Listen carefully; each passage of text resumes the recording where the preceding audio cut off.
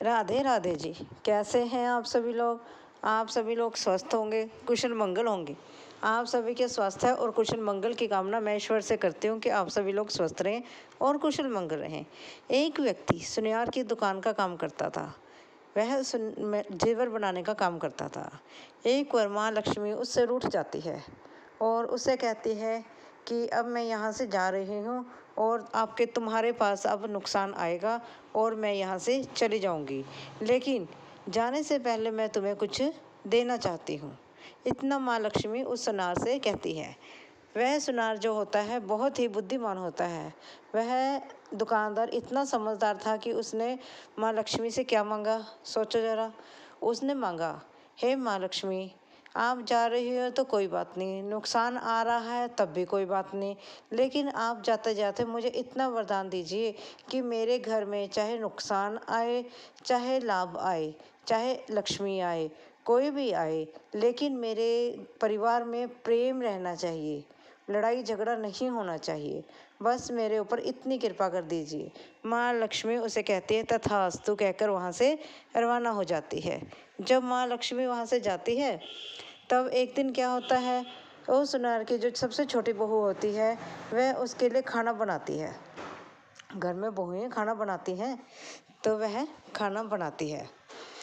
जब वह खाना बनाती है तो वह नमक वगैरह डालकर चली जाती है। इतने में उससे बड़ी बहू आती है।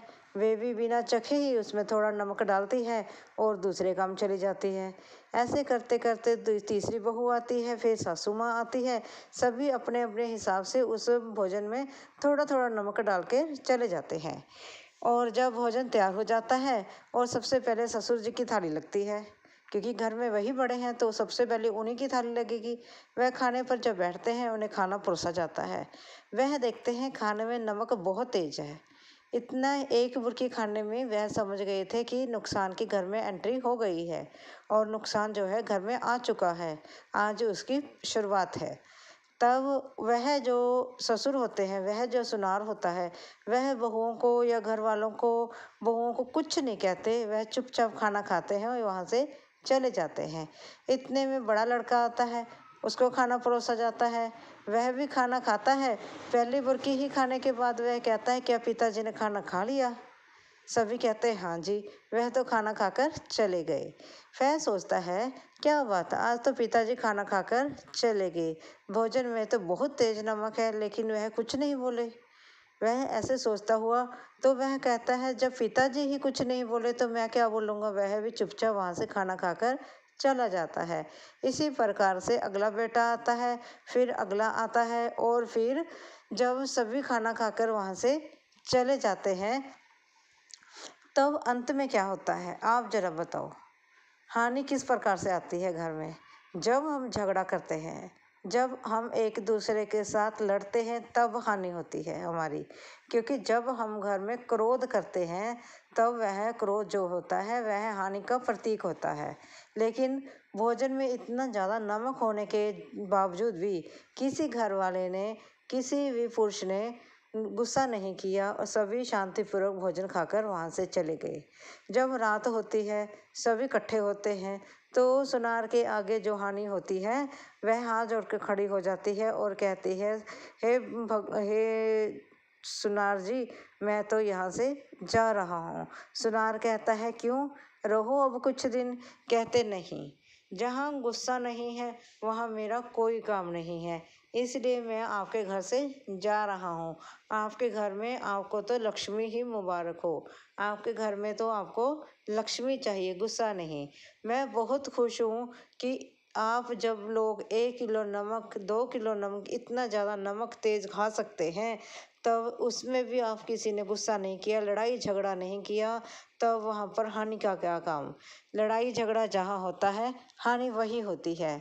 इसलिए जो बड़े होते हैं वह तो बड़े हैं ही, है ना, तो वह कुछ ना कुछ कहेंगे अपने तजुर्बे के साथ। इसलिए उनकी बातों का गुस्सा मत करें और खुश रहें। छोटों को भी खुश रखें, उन्हें प्रेम दें और उनके साथ प्रेम पूर्वक व्यवहार करें। सबकी बात घर में शांतिपूर्वक सुने, क्योंकि जो घर में इंसान रहते हैं, मेंबर रहते हैं, उन सभी को अपने अपने हक की बात कहने का अधिकार है। सबकी बात सुने, फिर जो उचित हो वह निर्णय लें। और एक बात और, देखो जी, बड़े तो बड़े हैं, चाहे कमाई में बड़े हैं, चाहे उम्र में बड़े हैं, हम उनका मुकाबला नहीं कर सकते हैं।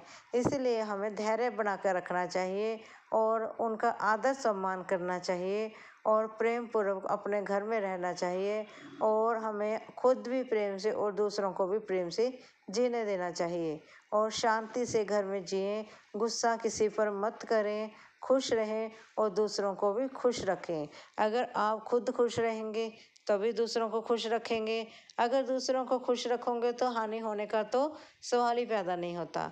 अगर इस छोटी सी कथा से आपको कुछ ज्ञान की बातें मिली हों तो प्लीज़ लाइक और सब्सक्राइब जरूर करें। Thank you ji.